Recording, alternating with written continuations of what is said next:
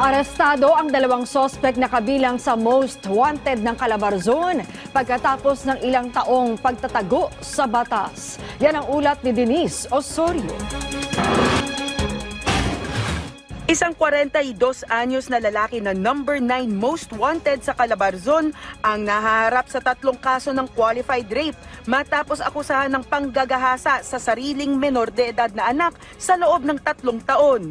Naganap ang umanong panghahalay noong 2019 at nagpatuloy ito hanggang 2023 kung saang nasa 13 hanggang 15 anyos pa lamang ang biktima. Inaresto siya ng Binangonan Municipal Police matapos magsampa ng reklamo ang ina ng biktima.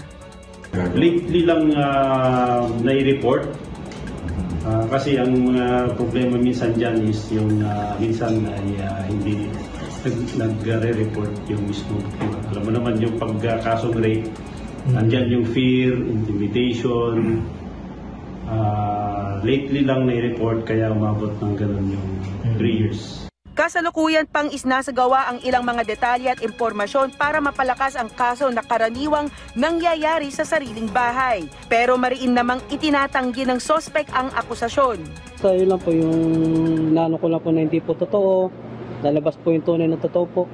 Ang una po kasi nag-ano po yung anak ko. Siyempre, aanin po ng magulang. Pero nung uli po, yun po, inatras naman po nila kasi hindi naman totoo. Kaya po sila nag-file ng sa may hilltop po na katunayan na inurong po nila yung kaso kasi hindi naman po talaga totoo. Bukod sa kasong 3 counts qualified rape na no bail o walang inirerekomendang piyansa, haharap din sa kasong lascivious conduct na may 200,000 piyansa si alias Erson. Samantala sa Rizal pa rin na aresto naman ng mga otoridad ang isang 24 anyos na lalaki naman na tinaguriang number 2 most wanted person sa probinsya. Una na siyang naaresto noong 2020 sa kasong kaugnay ng ilegal na droga pero pansamantalang nakalaya matapos siyang mag-avail ng plea bargain at umamin sa pagbebenta ng shabu. Ngayong balik kulungan si alias G sa kasong ilegal na droga pa rin. Base dun sa nakalap ng ating kapulisan ng Morong, ay tuloy-tuloy pa rin yung kanyang activities. Nagbebenta pa rin siya ng illegal na droga. Then nang lumabas lately ngayong September yung warrant of arrest for service of sentence na. Every time na naglo-launch ay mailap itong subject.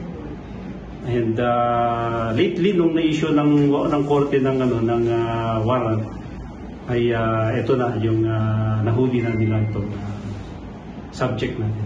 Sa ngalan ng patas na pamamahayag, sinubukan naming kunin ang kanyang panig pero No-comment na po din to. Denise Osorio para sa Pambansang TV sa Bagong Pilipinas.